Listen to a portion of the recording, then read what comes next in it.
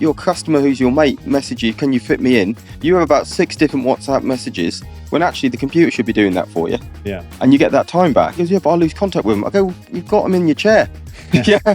You've got the best industry ever to build customer relationship because you've got them for 30 minutes. Yeah. Salons have certainly been very involved with online bookings for a long time. But barbering, historically has always been this kind of walk-in industry. But the real advantages of when you start using it for your marketing, start using it for your productivity, running your business, and then taking your payments for it as well. So everything's all in one place. Men are carrying a lot more, which is reflecting in their spending. So we've noticed generally barbers have been almost like a little bit frightened to increase their prices historically. It might take 40 minutes to cut a lady's hair. It takes 40 minutes to do a good fade, but the price for the women's haircut can be sometimes twice as much as men's. Hi, welcome to the Noble Barber podcast. I'm Anthony Laban, and we'll be talking to various people in the industry who've made it and their journey and how they got here. Talking honest, cutting through the crap, and making sure your story and their story is heard to help your business and hopefully mine. If you haven't already, please hit the subscribe button, and I hope you enjoy this episode. Hi there. Welcome to another episode of the Noble Barber podcast. I'm Anthony Laban, and we are here at Wolf King's Cross. Thanks very much, Joe, for letting us use your space. And we are here talking about the business and the tech of booking systems. I'm joined here with Jason Downs. Hi, Jason, hey, from Anthony. Vagaro, and from Ben Fisher from Beu. Whichever way, north or south doesn't matter. Depending on where you are. We were just chatting really about your kind of arrival in the industry and how you two came about. From your point of view, the beauty industry is a new thing for you in the last few years. Yeah, I got approached. Vagaro is a very big established company, predominantly in the US, been going 15 years. It was the first app in the Apple App Store in terms of this sector. So, but we wanted to expand internationally. So I got approached from my tech background to set up in the UK. And that was just over 3 years ago. So a lovely rapid growth phase of a business. Yeah. But yeah, very brand new in terms of the industry, in terms of different personalities. And what I love is the passion, because you're dealing with business owners. It's their business. Definitely. And yourself, Ben? Yeah, mine's kind of fell into it. So my background was in physics initially at university, and then I very nearly went to work for MI6. So I had my final interview the same week. I don't know if you remember, where there was a spy found in a suitcase in Pimlico. Yes. Yeah. That put me off a little bit. Yeah. And then kind of fell into it. So I needed to book a haircut, and then was visiting friends. Couldn't find anywhere available. I thought maybe there'd be a space in the industry for a booking system for barbers. And then as I did more research, I found that there seemed to be a gap in the market with a lot of salons, in particular at the time, and obviously barbers too, but for bookings already, salons with self-employed staff. And there was no real solution that worked where they had mixed of employees and self-employed. So we built a tool around that, and then moved from more of the salon side now into salon and barbering. I mean, salons and beauty spas have certainly been very involved with online bookings for a long time, and it's not such a kind of unusual thing to swap and change and so on. But barbering, historically has always been this kind of walk-in industry. No names taken, nothing. Yeah. And so we've seen this revelation that I've certainly got clients that I've known for years that, if I'm honest, I didn't know their names, because they'd come in, I'd be, oh yeah, grab a seat and cut the hair, and that'd be that. And I knew loads about them, but I had no idea until we put in a booking system who the hell they were. Are you finding barbershops are more enthusiastic about this, about an online booking now, or is they still a resistance to it? For us, we saw there was a big catalyst event with COVID. So obviously when they had to implement all of the track and trace, they had to take down the customer details. And I think a side effect from that was that they realized they had suddenly a big long client list, which people in the hair industry were very used to. They could then remarket them. And then it kind of came from that. Once they had implemented, it was more difficult to go away from, I think. Yeah. Yeah, it's still surprising that half the businesses that would join Vagaro will come from a non-booking. So Is that really? Yep, absolutely. So it's still that new. Wow. Yeah. And a lot of those are the startups. Yeah. So I'm starting for the first time. I'm now passionate about running my own business. So they're coming across.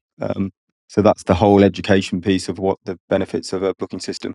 Different in London typically, and some of the other cities, you'll find that much more high percent of already establishing bookings. But yeah, lots of people are still missing out on the time saving and the money making that booking systems can bring. Yeah, I think we've presumably kind of got over the fear of admitting that we're doing this amount of work. Yeah. I think there was an awful lot of blindsiding in the barbering industry historically. I'm going back decades, obviously. Yeah. And track and trace really did make everyone realise that actually this is. It kind of it gave it more of a professionalism, I guess. It started making us think this is a client base. But I'm still surprised the amount of people who've got a system that aren't utilising the data of it. And I think, yeah, I mean, it is. It's quite funny. I always say anyone can do bookings, and yet, Self and Ben would probably introduce ourselves as, oh yeah, we run a booking system, but that actually the booking system's the easy bit. Yeah. And it's the bit anyone can do. But the real advantage is that when you start using it for your marketing, start using it for your productivity of running your business, and then taking your payments for it as well. So everything's all in one place. Yeah. That's the real benefits people get, and the benefits can be of time savings and driving profitability. Yeah. Do you find that's something that people are willingly up for and doing naturally, or is that something? Yeah, for sure. So I would say majority of people that come to us aren't looking for a booking system. So like you say, it's quite easy to build a booking system. It's everything else that they're more interested in. So our biggest driver was because we're designed for businesses with self-employed staff, that a lot of the barbers that we were dealing with, they would either be working almost like a semi-employed, self-employed status where they'll be running payroll, all payments will be going through one card reader, or be the other side of the spectrum where they would have 10 different card readers. They'll get to the end of the checkout and then you find out which one's theirs. Is it charged up? Where's the charger? All this kind of stuff. So with our platform, all the bookings go through all under one system, but the self-employed can attach their own bank accounts. They can do automatic commission splitting. So when the customer pays at the end of the appointment, they can split that payment, send some to the business owner, some to the self-employed. And that's where I would say 90% of our traffic came through everything around the booking system as opposed to the booking system itself. And do you find that? Yeah, very similar. You just got to establish what the business model is and the business goals. Once you've got that, you can then pivot into the support we can provide. Yeah. I mean, presumably it kills off an awful. I mean, you must find you've had conversations with owners who are trying to implement your system to make it do something that it's not meant to. The grey areas that which I'd say hidden employment and the way self-employed can be treated. Does yours make it virtually impossible to get scammed by a boss if we're working with a software system? Yes, I would say that's one of the big benefits of it. So, say if you had a barbershop and you used our system, when you set up the details for it, you would add the people that work in there. Then they'll get sent an email. They set up their own account attached to the platform. So everything like KYC, so they have to all the know your customer checks and things like that.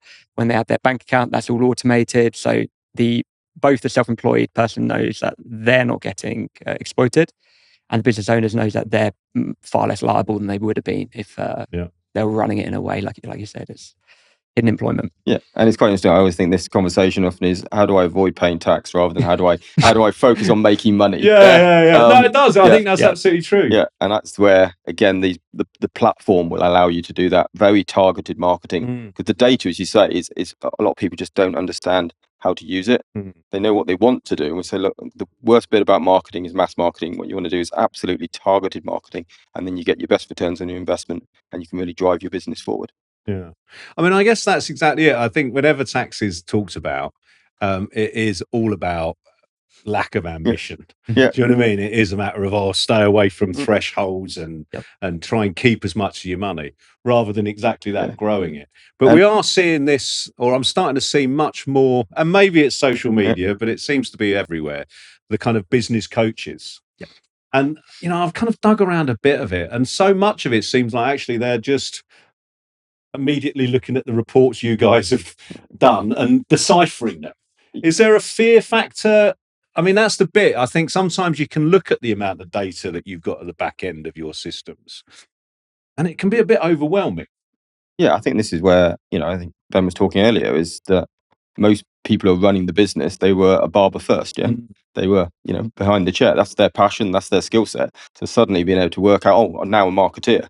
I'm now a financial person. Well, it helped me through that process. So again, a lot of the work we do in terms of when we onboard our customers is show them how the reports can be used and just show them the shortcuts where other businesses have made it successfully. So it's interesting when you talk about business coaching, because ultimately our customer success team is very much their business coach in terms of the first few key appointments. Yeah, I mean, that's exactly it. I mean, I think the amount of information that suddenly comes in when you've got, everything from just a guy coming in and paying for his haircut, you suddenly you start knowing so much more about him, the regularity and so on. That it just surprises me that we're having such a huge explosion of online booking systems at the same time as this business coaching that's coming along, when actually, if you've got an online booking system, you've done the business coaching bit, haven't you? Yeah, bits to of, some yeah, extent. literally. I think some of the business coaches out there are there's some exceptional. excellent- I'm not putting them all on there, but there does seem a lot that are essentially looking at online systems, and immediately they're talking about, I don't know, your kind of retentions and so on, and your marketing, and you kind of go, that's all in there, I think. Absolutely, yeah. I think one of the big things about this as well, a lot of the time that I see the coaching, it seems to be focused on how do I attract more customers and how do I keep and retain those customers. Where like one of the benefits of like most barbershops, you're not short of customers. Your customer can be 50% of the population between any age. It's not that there's a lack of people. And sometimes when you see the coaching, you see the advice they give, it's very tailored to who their ideal demographic is and who their ideal customer is. That's one of the things that we've identified and what we're working on at the moment to try and help that. Like a lot of the time, the best coaching I think you can get can be from your own data and how you interpret it. So one of the tools that we're building, it's an AI tool that sits on the data level. So it'll analyze everything that happens within the business itself. And it will see about how they can optimize it and how they can improve it. So rather than have a conversation with a advisor or a coach or anything like that, they could have a conversation like we're having now, but with their own data and their own business. So they can pull out reports, they can work out how to optimize it and kind of push it from that side. Because I think there can be a tendency to try and copy someone else's mold. Yeah. But if you're copying, I don't know, the top barbershop in a very affluent area, the requirements of their customers are going to be different to yours. If you're in a less affluent area, people don't have the same spending power and you end up prioritizing the wrong things. So I think that's something that's quite important to always take away. Like, although it's the same industry, like demographics make a big difference. And it's interesting where you pivoted there from a business coach to ultimately how AI is going to be your business coach. And at Vagaro, we've got Vera, who at the moment really helps you from productivity. You're doing an email and you suddenly just say, oh, what style do I want uplifting? Who do I want to target? And suddenly, so for somebody who may not be good at writing, because that's not their core skill, suddenly they're writing this wonderful email with the help of AI. And that's here now in Vagaro, but what's coming in the future will be absolutely, as Ben was talking there, about using your own data and giving you coaching and tips of how to run your business even better. Yeah, which I think is going to really help. But you guys have, you're booking, your systems are booking millions of appointments a day, a week, a month, or I don't even want to consider the numbers that you're talking about here. And the one thing, whenever I talk to other storekeepers or barbers, or the first thing I always ask is, "You busy? Are you busy?" That we're looking for kind of, are we benchmarking against everybody else? Are we in line? But what do you see as the trends that come through from your vastness of bookings? Are you crunching your numbers constantly to bring new software and new bits to your gear? Yeah, I think one of the big trends, it should be exciting for barbers. I think it's very closely following what's happening with hair. And I think there's been a trend, especially in the last couple of years, where men are caring a lot more, which is reflecting in their spending. So we've noticed like in a fairly short amount of time, it seems to be like constant price increases. Obviously, some of that will be due to like the cost of living and everything else that goes into it. And I think generally barbers have been, I don't know, almost like a little bit frightened to increase their prices historically. Absolutely terrified to put our price. It's probably the most biggest conversation out there at the moment ever. But where you look at hair, like, it might take 40 minutes to cut a lady's hair. It takes 40 minutes to do a good fade, but the price for the women's haircut can be sometimes twice as much as the men's. From what we're seeing, I think that's starting to change, and I think that will continue to change. So, it does seem to be. I think that confidence. I guess is where I come back to backing it up with the data that your system's got. Obviously with the barbers, you put your beard prices up by a couple of quid, it's not going to make a huge influx, but you put a couple of quid on every haircut, you're suddenly making those But changes. I think a lot of the barbers, when you speak to them about, it's not just the fear of the price. It's like, well, no, my customers are my friends. I don't want to do that. So we talk about, okay, if you don't want to put your prices up, can you use the system to prompt more add-ons? So you're upselling, but you're giving them a better service and even more offering. You start selling more product because you got them in the chair for 30 minutes. So that's the opportunity. You've got a captured audience. So again, make sure you're running your inventory properly and getting the data that says, okay, I'm actually stocking products that I'm selling, rather than you can go into lots of barbers, unfortunately, and I can look at it and go, you're not running your inventory via software because I can see how much dust you got on your products. So you've just got to keep thinking about different ways to get value from the customer. If you are conscious about not putting a price increase, but I've always viewed price increases as it's passing along. It's not your fault. You're not doing it to make more money. You're doing it to make sure you're not making less money. And that's really the stance. So your friends do understand that. Your customers do understand that. Yeah. That's one of the big parts as well that we're focused on going forward, is about increasing the ticket size per customer. So like you were saying with the AI features, like rather than it just being a booking system, I think the traditional booking system changing quite dramatically, and it will continue to change quickly. So we're doing stuff with like AI receptionists as well. So and also the route that the customer comes in. So historically, it's click the link, book the service or book the person, choose your service, and you check out. Where the way it's going, it's going to be you either call on the phone, or it might be through a chatbot, or it'll be through an agentic AI tool, so built into the OS on your phone. And the idea that we want is that that's the first point of contact where you can work on the upselling. So when they come in to book a haircut, you can have a conversation with them, or the AI agent can have a conversation with them and say, hey, do you need to get your beard done as well? Are there any photos or anything you want for inspiration? Because I think sometimes men can be quite shy to turn up with a little magazine cover and say, hey, look, make me look like David Beckham. Like it's not really in most men's nature to do that. And like from what we found from our internal research, they're searching it. They're just not speaking to the barber about it, which is probably the person they should be. So we want to touch them before that contact point. So when they come into the chair, they've already been upsold. Maybe they've booked their hair. They're now getting their beard done as well. They're interested in product as well. And the AI will be trained on all of the data in the back of house. So now about the products they're selling, why they're better, and all this that goes with it. And then that links as well with everything else that goes with it. It's not just booking, it's about recapturing them, how you capture them later on as well. So it's like a full ecosystem that I think is going to be a trend and a change across the industry. So I know from what you said, and it is. It's that balance, I think, always of thinking how much are you looking and nurturing after your customer base through upselling, through retention, through constantly remarketing, and then also how much are you actually getting brand new customers. And I think your point, am I busy? I think most businesses would still like more new customers. And Vagaro has a free marketplace, which is great because you can promote your business on the marketplace. But the best thing about our marketplace compared to others is you keep all the profit because you're doing all the work. And that again is a unique tool in terms of a free marketplace for Vagaro.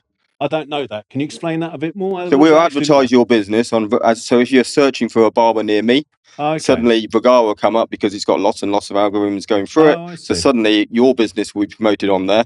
So unlike your Treatwells, your Booksies, your Freshers, we don't charge for that. We make our money from the software, and nice and transparent. So therefore that additional income you're getting, and our established businesses are getting 6 new customers a month. Wow. I feel like I better say that as well. We do not charge a booking fee, so we're both very aligned on this. And like, we don't think it's the right way. Actually, I think that's some of the stuff that the industry's got put off with booking systems is because all the pricing, nobody could understood it. People are telling you it's free forever. Guess what? It's never going to be free forever. And guess what? It's now not free forever.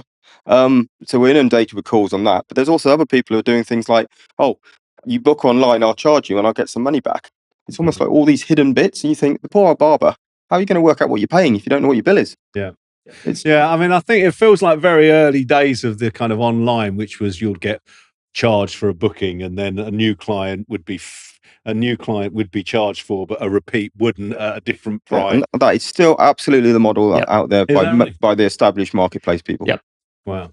And there's all sorts of hidden fees. And that's why, again, when we talked about coming on together, I thought, I always say, look, Ben's one of the good guys. Again, it's a transparent pricing model. And I just think it's wrong for this industry. It's taking advantage of people. Those aren't obviously companies that I've involved myself with, so I've never encountered that. I get I get a straight bill every Yeah, month. absolutely. And that's what you need, isn't it? You've got to run your business. Yeah. And then, although obviously we go through an awful lot of text messaging, which has become the kind of cornerstone of our marketing. That I'm a big believer in keeping in touch with your clients, and I love a rebooker, and and all that kind of stuff. And I, certainly from our kind of KPIs, our one of our main one is getting them rebooked and trying to shrink the time. And we certainly see that if we rebook a guy in for 3 weeks time, he's coming back in 3 weeks time. If we leave him to it, it'll be 4 or 5 or 6. And presumably that's one of the big, certainly for me, that's a big one. That must be a big driver for most of certainly the barbershops. A couple of things how it works is people have got to also be careful about if they're talking about marketing or notifications. So notifications is reminding you to turn up, and that's what drives your no-shows down. So again, Vagaro offers that as a free notification, however busy you are. Whilst the number of others cap it at a limit, which again, why you get confused what your bill is. You suddenly go over 200 and it's like, 200 is not a lot. So you've suddenly gone over that. But Vagaro does that to make sure you turn up. And the other side of it is your text and email marketing, which you can buy your plans that are right for you. And you can scale them up or down depending on how much business you need at that time. And you've got to be really careful how you use those, because in the UK, text messaging is expensive for businesses. We basically give it free to the consumer and then charge the poor business. Again, it always seems the business game here at the moment. The poor business game feels like life at the moment. Yeah, it does though, doesn't it? Yeah. So on that side, you just got to be really careful how you manage your data, I think. Ben, yeah, it's an interesting point. So, how do you do it at the moment? So, is it more reminders that you're doing, and then a booking reminder like a few weeks after? Yeah. So, I mean, ours is mainly in the store. So we'll definitely go with the whole principle of let's get you booked in 3 weeks time. And generally, we'll base it on what the system's telling us, that if the guy's normally getting his haircut every 3 or 4 weeks, then we know he's going to be back in 3 or 4 weeks. And so that's where we're targeting it. And so we're not trying to get them in a week quicker. We're just trying to get them in when they come in. One, it makes our bookings easier. And two, they get booked up. So it is a matter of it's better for them. But that's been a big driver. That's definitely been one of the main things we've looked at. With the salons, I think we try for average bill. And I think we try very hard to get the average bill up. But with the barber stores, it's definitely about rebookings. And we don't like phrases like, do you want to rebook? Because we all know the answer to do you want to rebook is no. Whereas I'll book you in for 3 weeks time. Job done. Done. What do you find marketing-wise? What do you find are the most popular aspects of your systems? Do they fall in the line, or are they very I just think you just follow life. So guess what, at the moment Instagram is the explosion in terms of how much more eyeballs on that compared to say Facebook was. So a large chunk of those bookings are through the booking widget that the software can do within your social media posts. So and it's interesting about rebooking, the amount of bookings we find now are done out of traditional hours is fantastic. So it's not disturbing your flow in any way. You just literally come in to work and it's like, oh wow, I've got more bookings than I expected. That was cool. I've got some marketplace bookings, I've got some Instagram bookings, I've got some email marketing bookings. But Instagram's the key one at the moment, I would say, that is almost getting stronger. In this sector. It's more as well. Just jumping around a little bit as well, I think it's also going to be something that changes too. So you're saying about like the importance of your SMS reminders and how that works, and then you have your different silo, which is your marketing. So I think that's going to mix very quickly. So we built a tool where we integrate into communication. So say, for example, you send a rebooking reminder via SMS or WhatsApp.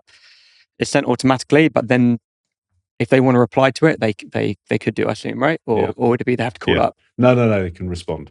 So we'll have a tool that will sit in there. So you have an AI agent that can work with you. So say, for example, you send a booking reminder and then they're not available. They can respond, I'm not available. But the AI agent will be able to take over that and then rebook them in when they are.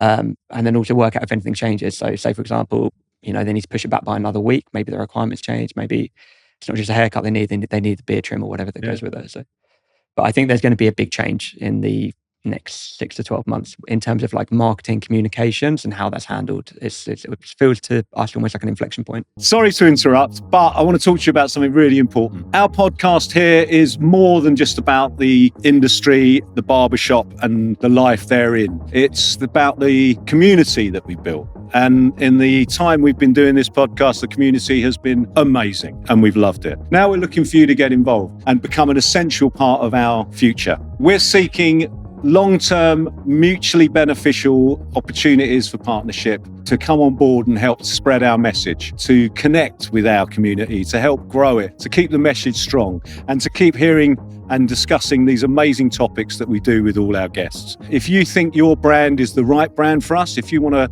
get in touch, please email me at thenoblebarberpodcast@gmail.com or DM me on Instagram. It'd be really good to talk to you. We'd love you to be part of our future. Okay, and now back to the episode. Are you finding that the barbering is falling in line with how salons work more now? Yeah, absolutely. The bigger ones particularly, I think they always have been, to be honest. I think I go into a large barber, and a large barber could be anything up, say, 6 or plus chairs, there's still lots, and as soon as they're running, they're promoting product, they need to manage product, which is key, because one thing's promoting it, the other thing's managing. Got to be really careful on that. They've got, they're managing their teams, be self-employed or employed, they're still managing them. And they're absolutely taking the customer first approach and trying really conscious on that booking cycle. And it's interesting of that point of, if I get them to 3 weeks, they do look better. I always know with mine, it's like if I go 5 weeks, it gets even greyer than it is. But I typically will always, I'm sort of conditioned to think it's every 4 weeks, but I should really be going every 3 weeks. That's really my cycle. And I think that would be another nice way for people to get more revenue, is just by thinking about what's the ideal booking reschedule and do it there and then. Because ultimately they're in the chair and they can have the app open and they can just do it there and then. So it's totally seamless.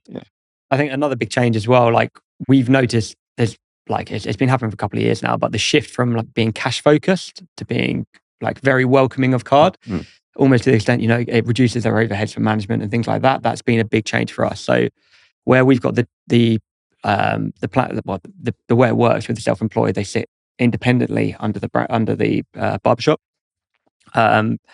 Before it was almost like quite a hard sell, where we would go to them and say, hey, look, how are you taking your payment? They didn't want to talk about money. No one wanted to talk about money. They didn't want to know how the money was recorded.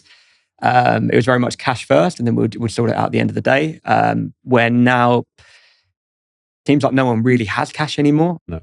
So, that's been a big shift for us. But that also called into all the questions around employment law, how can they get paid independently? And the other big one as well, a lot of businesses that we speak to, where they've got a mix of employed and a mix of self-employed, they'll be managing multiple booking systems. So if you've got a favorite barber and you call up and you say, hey, is I don't know, Lenny available? Or is Jason available? And the answer is they don't know, because they can't check their booking system. So that's one of the benefits with ours, that they can, they can choose to share from a legal point of view, you can have a shared receptionist. It's not, it is a matter of if the whole team is working under one system, that's not seen as hidden employment. You can still own your own database. And this is the bit that always gets confused. If the store is only using Vagaro, whose data is it? Or Beu, sorry. Whose data is it, and how is that separated? And again, it depends how you set it up. Ultimately, if the business is running their business and owning it, the business there, and you get what we call permissions, certain access levels, so you can actually control who sees that data. Alternatively, if it is a truly self-employed booth renter type model, you're coming in and we're just renting a chair, then again, you can make sure that is sectioned off very independently, very separately. So it's all about having that business discussion right at the beginning of your journey to say, okay, how do you work? How do you want to work? And then letting the software work for you. And then you do lots of this stuff. Yeah, so we're built from the ground up to do that. It's all compartmentalized. Yeah, exactly. And the big part of that is like data is really important, clients are really important, and money is really important. And they all overlap, and it has to be also the trust side of it too. So like it's not about, if you're self-employed, you shouldn't be getting told what you're being paid. You should know what you're being paid because it's in your account. So all of that is baked in the system. So like I said, like you can set it all up yourself. You can have the team members on that you need, but when it comes to payments, they just pay on their card at the end. It's going directly to your bank account. And then the benefit for that as well for barbershops where they're working on a commission basis, it's all automated. So they don't need to be in there and watching every single payment because it's built into the system to do that off the bat. So that was kind of our USP when we launched this. I think we were first to market. We started with that. That was like the fundamental of our business. And then we built everything else up on top. Yeah, it's kind of mad how that it's the software that's kind of legitimizing and tidying up, if you like. That there was so many grey areas before. I mean, I still speak to people who kind of goes, yeah, and then I get charged for using towels, and I get charged for this, and actually by the end of it, I'm only on about 30%. Whereas it seems, certainly with the people using a booking system, it seems much cleaner, slicker. Yeah, it's more professional. The whole more idea professional, that's it is. It's, the grey areas and the seem to have rules, gone. again, that's the beauty of technology. You set it's very binary. You set rules. That's how it works. Yeah. If you get 70% or 60%, the computer says it. It's not a question of, oh, you worked really hard today, Ben. You're going to get more. The computer's telling you what is working. Yeah. And once it's set up, presumably, if the revenue do come and have a look, you're squeaky as you can be. It's a matter of very transparent. It's all transparent. That's the whole. That's the joy of it. Yeah. That you don't have a second set of accounts somewhere that it is clean, tidy, and the revenue can see who's self-employed, and that you're not handling their money. That money's going straight into their account, and so on. Yeah, I'd say one of our best sales people is actually one of our first customers. I won't say his name, but he has a salon chain. The largest one's got 40 plus people that work in there, and they had 40 something card readers. So they had a bank of card readers, all with like daisy chains, where you get the multiple plug adapters, and it was blowing the fuses all the time because trying to draw too much power. And he actually, at the first exhibition that we went to, before we had a product, we just wanted to talk about the idea and see if anyone wanted it. He said, look, build it. I will pay and be your first customer today if you build this solution. So we built this, and then now he spends half his year in Thailand, and he can just log into the app, just check that the money's flowing through. And everyone there as well, all the self-employed that are working there know that it's their data, it's their clients, their customers. They don't have to worry about anything. Yeah. But you surprised me that you were saying actually the majority of your new sign-ups tend to be new to that does show just how much still this is such a fluid industry, and it is. I always feel so sorry for some of the business owners. They've done lots of training, they've engaged their barbers, and then suddenly the barber sets up 2 doors down and sets their own up, but that's their ambition to run their own barbershop. Absolutely. But so you get those of classed as brand new, and then you got people who are just like, I'm not quite ready for it yet. And as I say, you probably get through your London lens. Yeah. But that's it. I think most of the barbers I speak to are city-based, are definitely much more tuned in, using it, utilising it. And if anything, are just the questions they're saying to me is, remembering to set up the kind of marketing, to set up the management side of things. But it's crazy because, again, it's a lot of these are single barbers. Yeah, you're running your own business and you're doing that, and it's like, it's only me. I don't need to save that time. I'm going, but what happens is your customer, who's your mate, message you, can you fit me in? You have about 6 different WhatsApp messages when actually the computer should be doing that for you. Yeah, and you get that time back. He goes, but I'll lose contact with him. I go, well, you've got him in your chair. You've got the best industry ever to build customer relationship because you've got them for 30 minutes. No, you do find that. I think that's one of the bits I found early on was the kind of like, it's going to change the relationship. But actually, now I very rarely, I can't think of the last time I actually rang a restaurant to book a table. Absolutely. Even places I use regularly, I tend to just go through their booking app and it's easy. I'm not thinking, they're not going to answer the phone. It's 9:30 in the evening. They're full flight. And clients feel the same about their haircut. It is exactly that. We see most of our bookings come in after 9. I guess kids go to bed and everyone's settled down and you're like, oh shit, can they fit me in?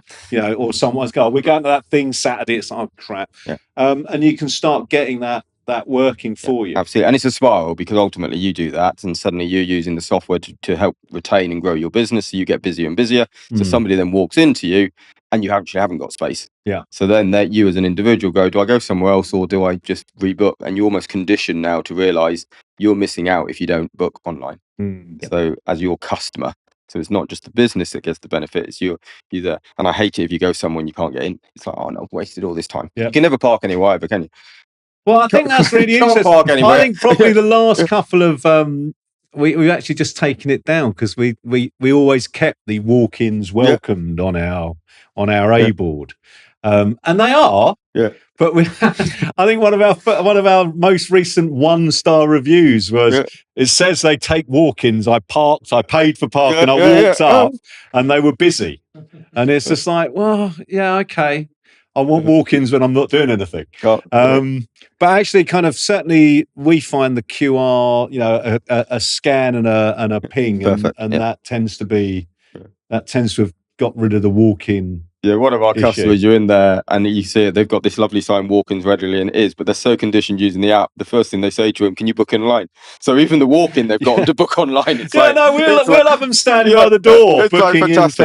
It's like... Yeah, I think that also saves the awkward thing where, like, once you start taking bookings, you know you have that data, then you start thinking about marketing. You're still taking bookings, walk-ins. You still want their data, but you don't want the awkward thing at the end. Can I get your phone number? Can I get your email? Where, like, if you know you've just got the app, they book it in, you have that data, and then you're ready to go with it thereon. So, and the other beauty is the professionalism of the industry. I always think sometimes barbers sometimes don't realise how good and professional they are. It's such a valued service. Yeah. So when you've got a queue with people waiting, you always feel that, one, as a customer, I always felt, oh, they're going to rush me now. Yeah. Because they've got people waiting, and the barber's feeling guilty because he's got that. So it's just a bad experience if you've just got a queue. When actually what you want to do is be busy for the 8, 9, 10 hours, whatever you're working. Yeah. The other side to that as well, if you are taking a ton of walk-ins, you've got to have somewhere to sit them. Where if you can be booked the whole time, you just put more chairs in. Yeah. I mean, I think there's an element, even with me, that I kind of miss those walk-ins. Yeah.